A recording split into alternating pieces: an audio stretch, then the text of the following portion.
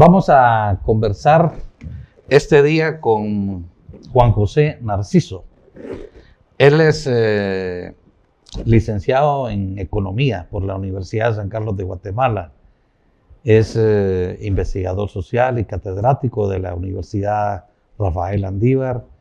Tiene una maestría en Administración Pública y, bueno, es autor, escritor, analista. Escribe en varios medios, en el diario La Hora tiene su columna, también en La Gaceta, en Plaza Pública, también hemos visto algunos de sus artículos, de sus análisis, y lo hemos invitado hoy para hablar sobre todo de cómo va la economía de Guatemala, el estado de sus indicadores sociales, económicos, y bueno, le damos ante todo la más cordial bienvenida. Mayro, muchas gracias por invitarme a estar en tu programa, con mucho gusto. Sí, pues hoy estamos, el tema de los medios y de todo el mundo probablemente son las elecciones en Estados Unidos que se realizan entre el día martes y el día miércoles, y probablemente no haya un resultado definitivo hasta el día miércoles, porque los resultados oficiales se van conociendo poco a poco, aunque la primera noche, que es la elección, se conocen los colegios electorales. Pero las elecciones en Estados Unidos son un poco raras.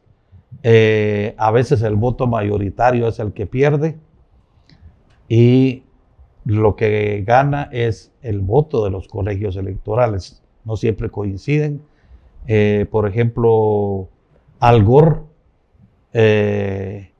ganó las elecciones por mayoría de votos, pero por colegios electorales ganó George Bush en años pasados. Y hoy día pues se habla de un empate técnico. Yo personalmente no creo que haya un empate. Creo que Trump lleva la delantera o va a llevar la delantera y que muy probablemente el Partido Demócrata perderá las elecciones.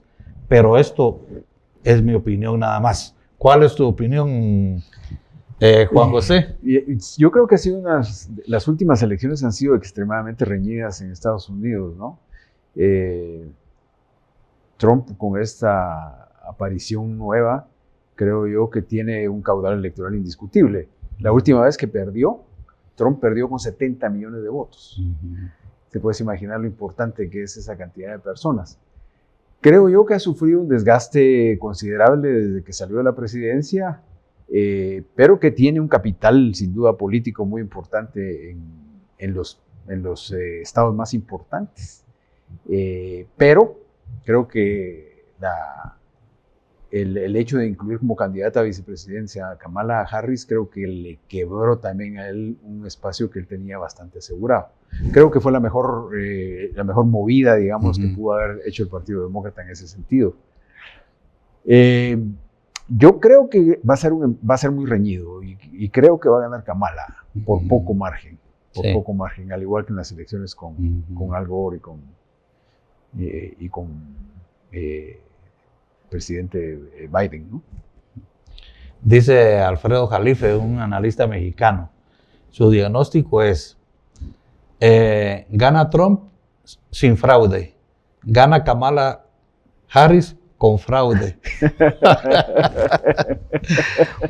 Y hay otros analistas que, por ejemplo, Tom Elliott dice que muy probablemente vayamos en el futuro inmediato a una especie de guerra de secesión en Estados Unidos, porque un alegato de fraude por parte de Trump podría conducir a una guerra civil. Pero estas son solo hipótesis. Lo cierto es que Estados Unidos atraviesa por una crisis muy profunda. Correcto. En su economía. Algunos señalan, por ejemplo, lo decía James Carter, el expresidente, que mientras China se convierte en una gran potencia económica, Estados Unidos solo pasa involucrado en guerras y gasta su dinero en guerras, mientras China no tiene una sola guerra, no ha estado en una sola guerra, y entonces China se puede dar el lujo de hacer obras de infraestructura gigantescas que en Estados Unidos ni siquiera sueñan con eso. Es una tecnología también muy avanzada, una inversión fuerte, también en gastos militares, ¿verdad? Así es. Pero esa es la situación. El desgaste de Estados Unidos es muy importante, ¿verdad? Lo curioso es que ninguno de los candidatos, creo que Trump sí habla de la guerra en Ucrania. Me parece recordar que cuando hace unos meses visitó Zelensky a Estados Unidos, se reunió con Trump. Sí. Y Trump le dijo, recuérdese que soy amigo de Putin, le dijo. Y Zelensky le dijo, espero que seamos más amigos nosotros que con Putin. Ese es lo único que tal vez puede diferenciarlo, porque Trump como que sí se ha enfocado más en el asunto de Ucrania, incluso hace algunos años en la negociación sobre el conflicto de Israel con Palestina. Claro. Pero son interesantes estas elecciones. Pero, Juan José, queremos conversar un poco sobre la situación económica de Guatemala. Es un hecho, parece que los indicadores socioeconómicos de Guatemala tienen sus altibajos, pero actualmente hay algunos índices que preocupan mucho, ¿verdad? Y que indican pues una situación socioeconómica no muy estable. Es cierto que los indicadores macroeconómicos son estables, pero por ejemplo los índices de nutrición son altos, ¿verdad? Los índices de la migración hacia Estados Unidos también se sostienen, lo que indica que mucha gente no tiene aquí pues posibilidades de oportunidades mejores de vida. Entonces, ¿qué está pasando, Juan José? Sí, la verdad es que mucho se habla de la estabilidad macroeconómica en Guatemala. Es un argumento que utilizan tanto los funcionarios como la gente del sector privado. Macroeconómicamente, en teoría, estamos bien. Es decir, ¿por qué? Porque el PIB, digamos, después de la caída de menos 1.8, que caímos en una recesión en la crisis del COVID de 2020, pues tuvimos un repunte del 8%, eso alegró a muchos, pero en realidad eso no era tan real. Era un repunte derivado del rebote de la economía, no solo a nivel nacional, sino a nivel internacional. Pero después la economía vuelve a caer y terminamos en el 2022 con un 4.5 y en el 2023 con un 3.5. Quiere decir que poco a poco la situación de la economía se va tomando sus promedios normales. En Guatemala hemos tenido un crecimiento del PIB del 3.5% en los últimos 10 años. Es un promedio que nos dice claramente que efectivamente sí, es positivo, sin duda. A nivel latinoamericano, muchos comparan con Estados Unidos, porque Estados Unidos está creciendo al 2%. Y es cierto, pero no refleja en realidad nada de desarrollo económico, que es justamente lo que estás planteando. Es decir, tenemos una macroeconomía estable, sí, cierto, pero que al final de cuentas no ha podido convertirse en un ente dinamizador del desarrollo económico, es decir, de la mejora de las condiciones de vida de las personas en nuestro país mismo, ¿no? Con lo cual, los últimos datos del ENCOVI nos muestran que efectivamente la pobreza creció, ¿no? Que la desnutrición se mantiene, y que la migración continúa.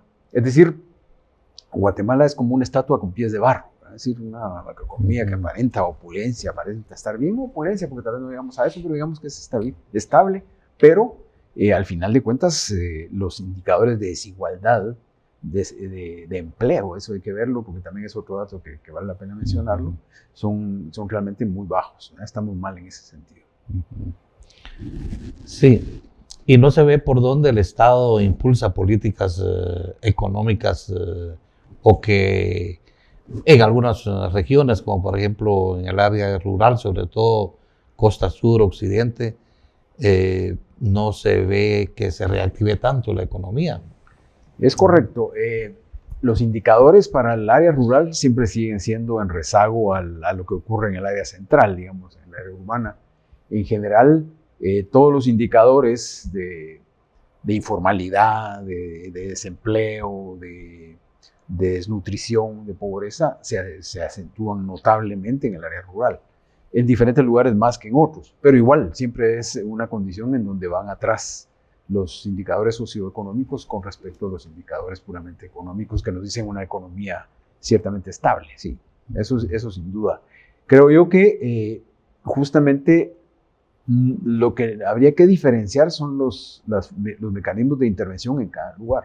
Por ejemplo, te digo algo, Alta Verapaz es uno de los lugares con mayor incidencia de pobreza, con menos condiciones de electricidad. O sea, suman una serie de indicadores que efectivamente demandan una intervención más directa del gobierno y a través de las municipalidades de apuntalar un esfuerzo distinto en este Y parece que es uno de los departamentos con más altos índices de nutrición infantil.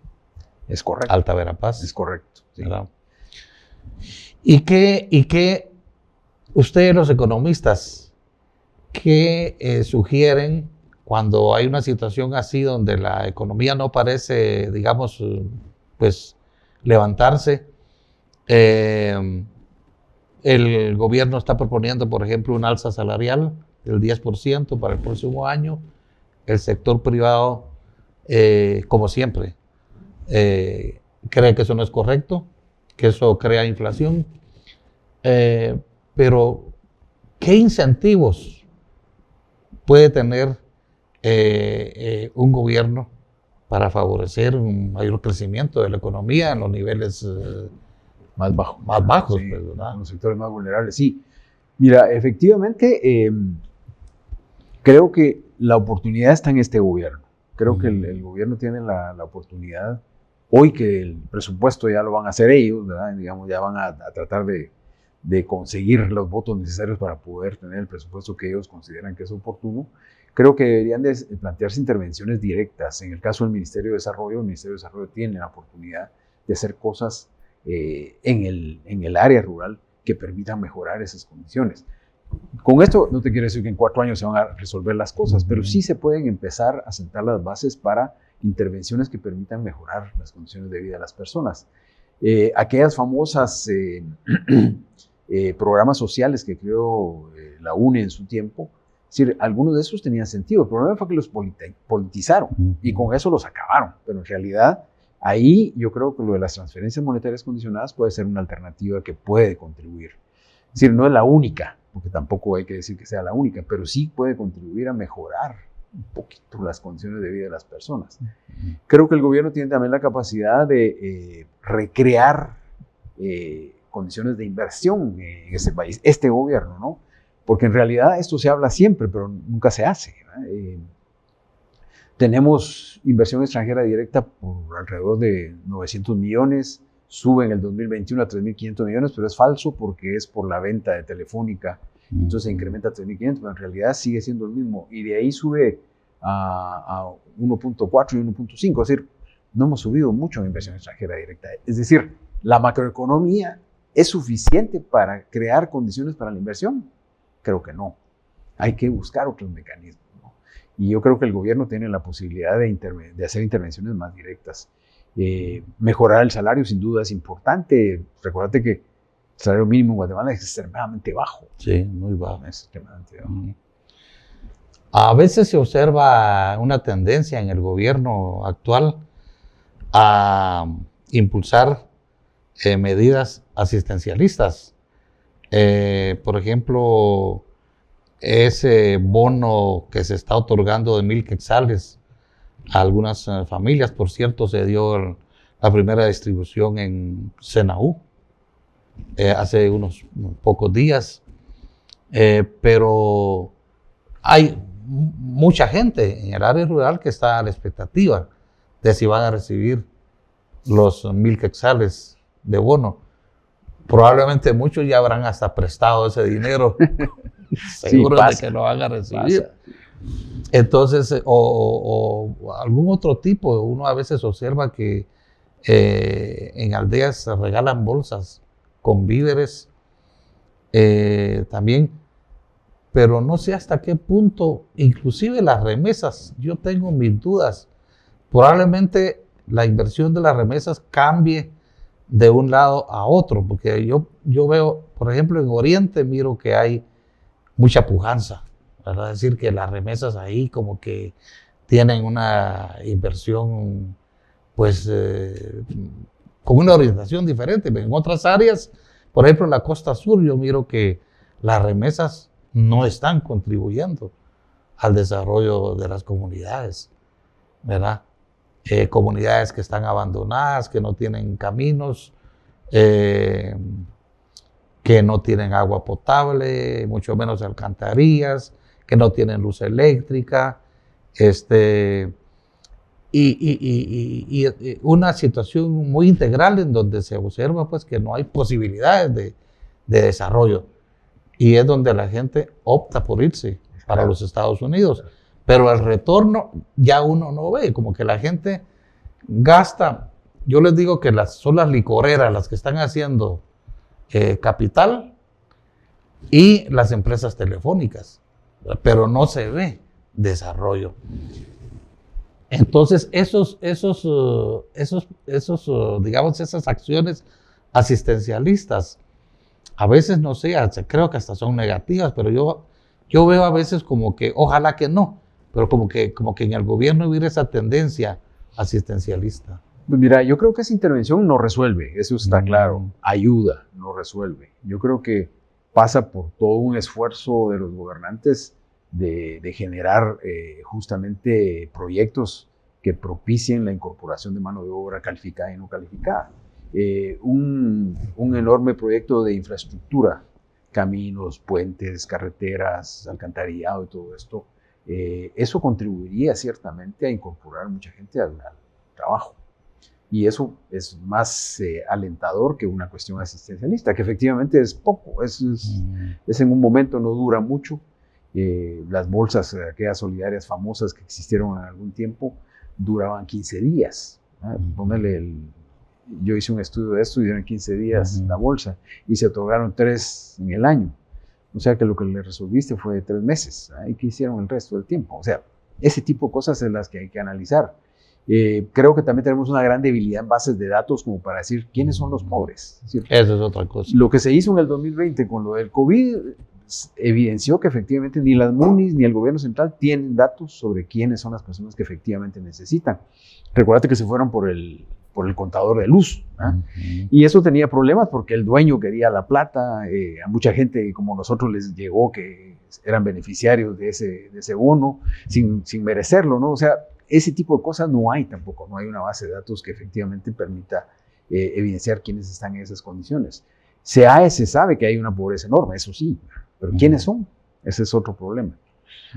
Sin duda las remesas familiares es un factor que ha venido a generar condiciones apropiadas para la economía, pero eso no es sostenible en el tiempo. Es decir, las remesas familiares es el esfuerzo de nuestros compatriotas en Estados Unidos que mandan a sus familiares para comida, salud y poco de educación, comprar un terreno, arreglar una casa, cosas de ese tipo. Pero en general está básicamente en el consumo, ¿verdad? Porque es lo que la gente resiente. Es decir, lo primero que necesitas como ser humano es comer, ¿verdad? Tener un techo y cosas de ese tipo, ropa, ¿verdad? Y entonces para la economía ciertamente ha mejorado aspectos como la cuenta corriente, la balanza de pagos, pero esa es una medición que no tiene nada que ver con la realidad social del país, ¿no? Sí. Pues estamos conversando con Juan José Narciso, economista, investigador social, y estamos hablando sobre la situación socioeconómica de Guatemala.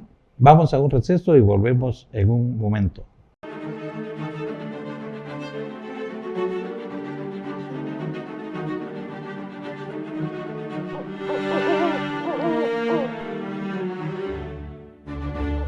Estamos conversando con Juan José Narciso, economista, Y nuestro tema son las condiciones socioeconómicas, cómo podría manejarse mejor la economía para mejorar las condiciones de vida de la población, sobre todo de la población del área rural. Hay algunas acciones de gobierno, como por ejemplo este bono, la tarifa social. El aumento del salario mínimo. Pero digamos, a veces estas acciones resultan como, bueno, creo yo, como un poco o asistencialistas, que resuelven por una temporada, digamos, los problemas, pero no son una solución, Sí, ¿verdad?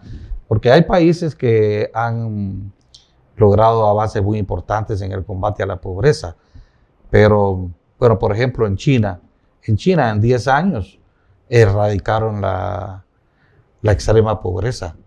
Es el único país que ha cumplido con los objetivos del milenio. Pero ¿cómo lo hizo China? Con una estrategia integral. Una estrategia integral en el que el Estado se dedicó integralmente a combatir la pobreza en una acción conjunta, es decir, el Estado como tal, en las regiones más pobres. Uno quisiera, digamos, ver que en los países como Guatemala, pues, pudieran políticas más integrales de combate a la pobreza y a la extrema pobreza, pero por lo general todos los gobiernos acuden a medidas paliatorias, digamos, y no sé, pero uno mira tanta institucionalidad con acciones aisladas, por ejemplo la CESAM, ¿verdad? Si uno quisiera saber realmente si la CESAM tiene una política integral de combate a la pobreza o si solo está regalando whiskiles, ¿verdad? El Ministerio de Desarrollo Social, si está impulsando alguna acción integral o si solo está poniendo comedores infantiles, comedores sociales, ¿verdad? El Estado va a seguir como está, es decir, sin ese tipo de acciones integrales. Es correcto. Mira, yo creo que pasa por esa crisis del Estado que tenemos en Guatemala, también hay que reconocerlo. El Estado se fue prácticamente destruyendo paulatinamente en el tiempo. Las élites nunca entendieron que el Estado debería ser un factor de potencial apoyo para el crecimiento y el desarrollo, sino que realmente lo que buscaron era tener el Estado bajo su control y para que todas las políticas económicas sean favorables a ellos y les beneficien lo que ellos tienen. Ese es un gran error. Yo creo que ahí hubo una mala percepción de lo que es un Estado. Yo creo que el Estado puede propiciar elementos considerables para mejorar las condiciones de vida de las personas, por un lado. Pero por otro, creo yo que proyectos de infraestructura, que las municipalidades también tendrían un papel esencial, contribuirían en buena medida a generar empleo, pero el Estado podía propiciar también la creación de una industria mediana en Guatemala. Es decir, se perdió una industria que el Estado podría propiciar condiciones para que efectivamente haya créditos, haya asistencia técnica, haya una serie de cosas para generar industrias pequeñas y medianas en el interior del país. Con lo cual, no solo se mejorarían las condiciones de mano de obra de las personas, porque tendría mano de obra calificada, sino que además se generaría un salario superior al que actualmente hoy se tiene, un salario mínimo, que es muy bajo. Hay pequeñas y medianas empresas, muchas, pero si uno va al Ministerio de Economía, por ejemplo, y averigua las ventanillas de crédito, de préstamos para pequeñas y medianas empresas, pues como que sigue habiendo ahí una política de favorecer a los sectores tradicionales, correcto, ¿verdad? De poder económico, y no a las pequeñas y medianas empresas, ¿verdad? Es decir, que sí se sabe lo que el Estado podría hacer, pero el asunto es que en el Estado pues yo creo que no sé si habrá una poca capacidad de entender las problemáticas, de aportar soluciones, como que el Estado no funciona en esa dirección, pues, ¿verdad? ¿Será que la corrupción también influye mucho en esto? Bueno, mira, la corrupción sin duda sistémica actualmente es un flagelo que daña seriamente el tejido de toda una sociedad, en el caso nuestro, ¿no? Por ejemplo, ¿qué te digo? El hecho de que la asignación en el gasto público a través del presupuesto se decida por la irracionalidad propia de la corrupción, ya desde ahí estás en una disfuncionalidad terrible, ¿no? Este gobierno le va a costar, sin duda, porque no tiene digamos, una bancada de los votos suficientes como para generar un presupuesto que consideren ellos que puede hacer grandes cambios. Pero también tienes razón, falta mucho estudiar.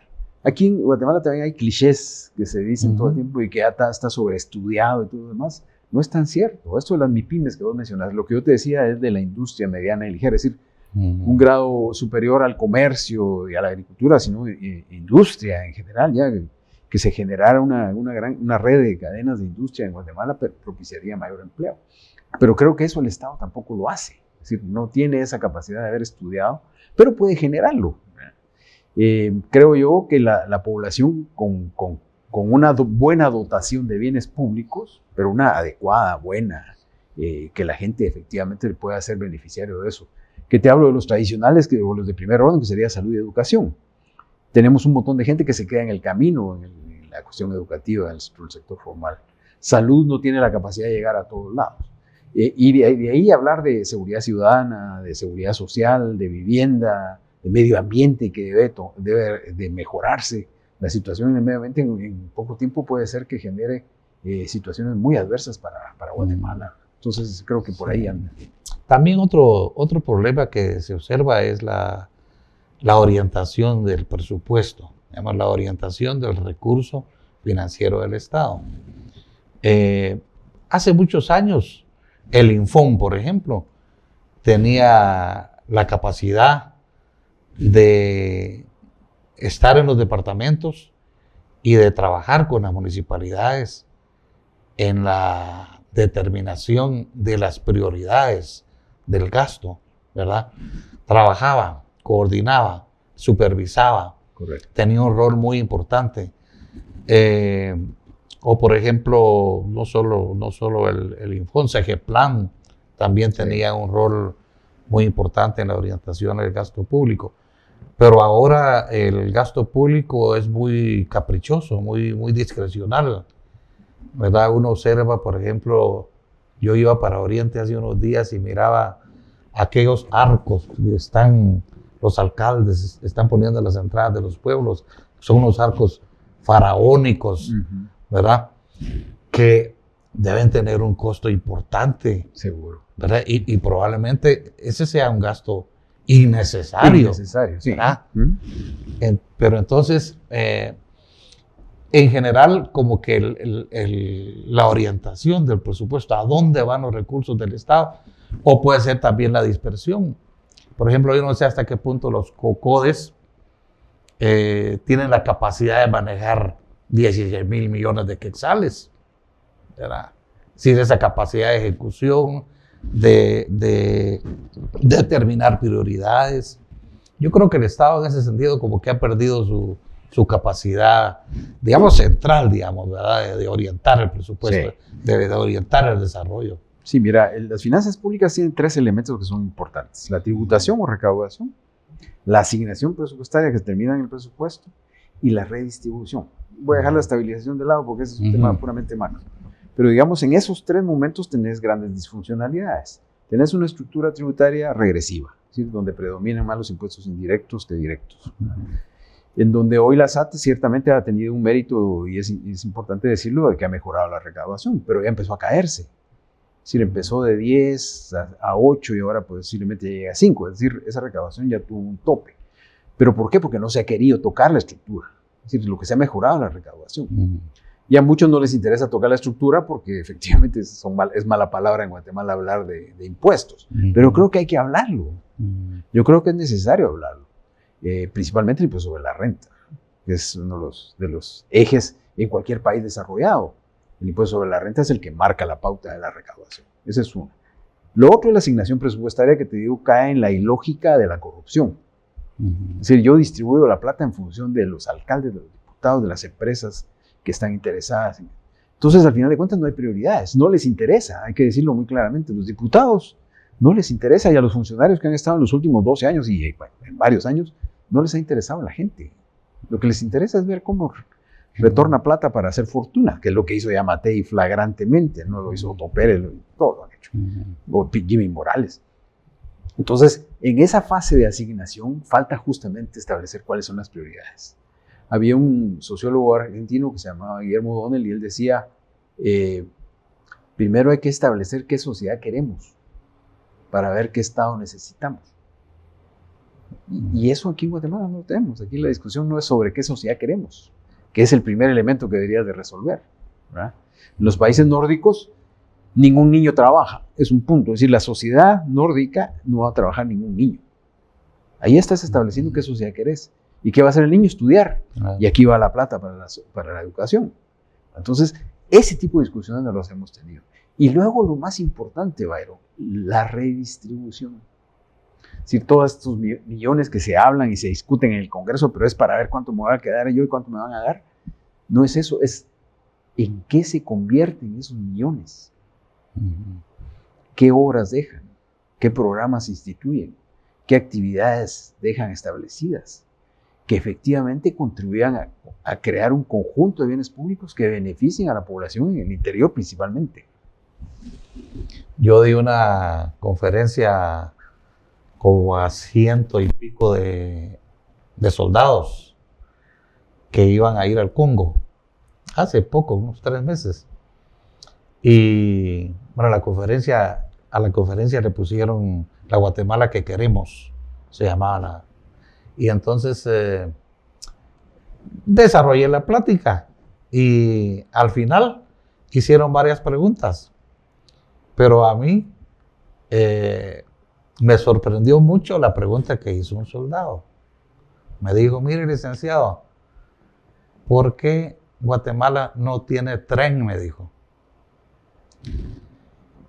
Y yo se la respondí, pero me quedé pensando que esa pregunta no, digamos, no llega a identificar un Estado que no sirve, que no funciona, ¿verdad?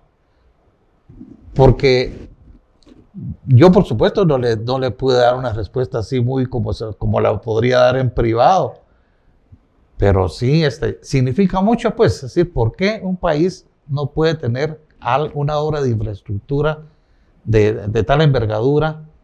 Y entonces ahí te vas a muchas respuestas, claro. Entre ellos a la corrupción, al concepto del Estado que tienen los partidos, los que llegan al gobierno, ¿verdad? Porque te encierra muchas cosas, pues.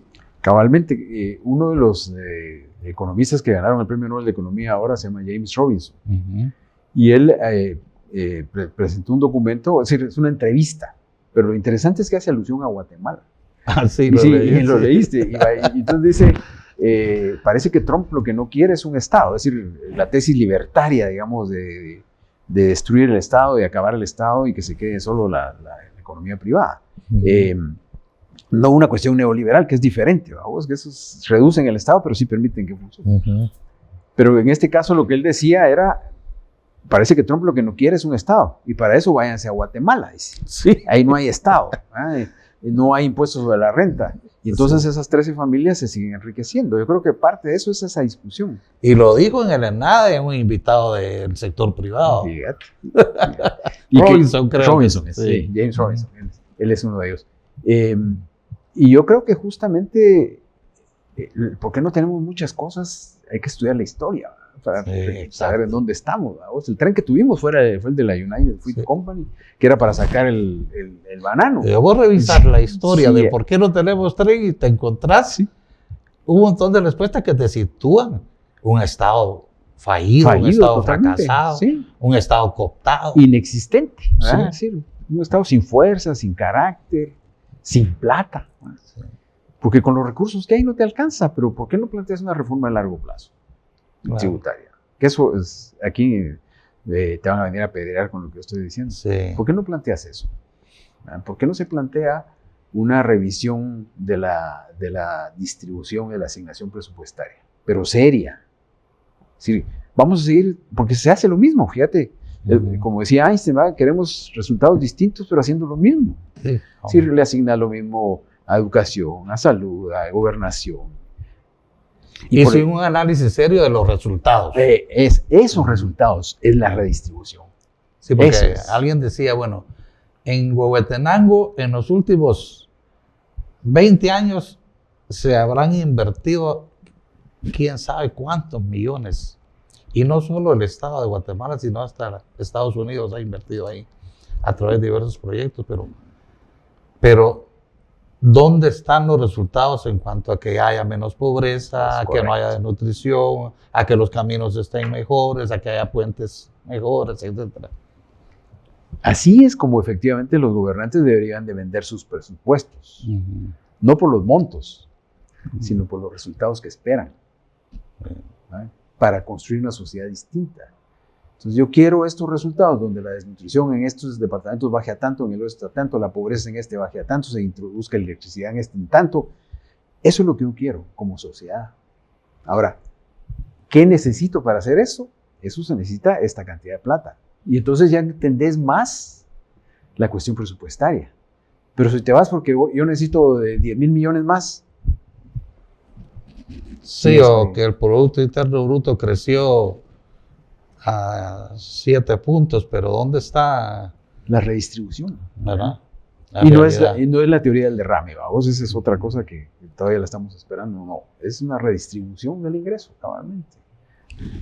¿Y qué tipo de abordamiento hacen las universidades, los organismos que se dedican a hacer análisis? Bueno, hacen análisis, abordan la realidad, pero todo sigue igual, o sea, pero no hay, digamos, propuestas tampoco hacia el Estado. Sí, mira, en la Universidad Rafael Landívar, donde yo actualmente trabajo como investigador, la idea es justamente conectarse con la política pública, porque a nosotros nos da tiempo de estudiar problemáticas, al Estado tal vez no, seguramente no, pero sí nosotros tenemos la capacidad de decirle con datos, con cifras, con hechos, decirle, mira, aquí está esto, puedes usarlo. Que eso ha habido un rompimiento extremo con todos los anteriores gobernantes. Posiblemente en este gobierno se puede hacer ese tipo de interrelación, en donde nosotros hacemos ese trabajo. Nosotros estudiamos los problemas, tenemos cifras, tenemos datos, hay bases de datos, y se le pueden dar propuestas, ¿verdad? Y creo que el Estado debería de recogerlas y absorberlas y decir, tienen razón, hagámoslo, ¿verdad? Y que está a cambiar muchas cosas, por ejemplo, el aporte constitucional. El aporte constitucional se da a las municipalidades conforme a una fórmula que existe para eso. Pero parece ser que esa fórmula ha sido, digamos, pues la presentan a veces los alcaldes de manera que les den más plata, ¿verdad? Con datos, por ejemplo, sobre población, sobre pobreza. Que nadie va y hace un estudio independiente. Exactamente. ¿Verdad? Y entonces resulta que hay municipalidades que están pupusas de dinero y hay otras que no tienen dinero para hacer obras. También se da esa situación. Sí, no, sin duda. Mira, aunque la fórmula esta tiene un elemento negativo que trata de que sea de alguna forma redistributivo, no lo consigue porque los otros indicadores pesan mucho. Digamos, la Municipalidad de Guatemala, un montón de plata, la de Villanueva, la de Misco, son municipalidades que tienen mucha plata y que al final de cuentas, después de 38 años de democracia, podríamos decir, bueno, la situación cambió. Claro. Pero no, 38 años han pasado y la democracia nos debe mucho todavía, y las munis también, y los gobiernos. Y volvemos a los resultados. Por ejemplo, en Misco, resulta que la municipalidad financia al partido de fútbol, a la selección de fútbol de Misco, y los jugadores ganan 23,000 quetzales al mes y el portero gana 83,000 quetzales. Y ha servido también para que los concejales pues ganen más por dietas. Claro. Por ejemplo, el Consejo Municipal de Quetzaltenango se reúne 3 veces al día para tener la mejor dieta. Entonces, aumentan los presupuestos, pero ¿en qué se invierte? Exactamente. ¿Verdad? Sí. El resultado de la inversión pública en Guatemala es muy bajo. de alrededor del 13%. Es muy bajo lo que invierte el Estado. El Estado podría propiciar, junto con la iniciativa privada de inversión, que efectivamente catapulte esfuerzos que te digo que serían de largo plazo. Sí, pues esa es la realidad que tenemos. Esperamos que el gobierno actual mejore un poco esa situación. Como vos decías, que el presupuesto, no sé si los presupuestos en Guatemala tendrán cambios sustantivos. No, fíjate que ha sido lo mismo, prácticamente lo mismo. Si vos ves solo aumentan las cifras. Sí, solo las cifras aumentan. Y la SAT incrementa la tributación y se vuelve a incrementar el gasto, lo cual implica que incrementan la deuda. Y con eso se incrementa el déficit fiscal, ¿va? Entonces, al final de cuentas, tenemos que pagar deuda interna, porque la deuda interna, eso hay que ponerlo aquí, ponerlo en claro, que la deuda interna, que es la deuda bonificada, lo que le permite a los gobiernos es tener recursos frescos e internos, pero sin tocar la estructura tributaria. Es decir, el miedo es tocar la estructura tributaria, ¿va? Porque el sector privado inmediatamente va a decir que no. Pero yo creo que hay que negociar, es decir, que hay que llegar a un pacto en ese sentido, el pacto aquel famoso que se quedó tirado hace muchos años, sí, ¿va? En donde hay que decir, miren, sin esto la gente no sale. Ustedes sí salen, porque salen, ¿va? Pero el resto de la gente, ¿cómo sale?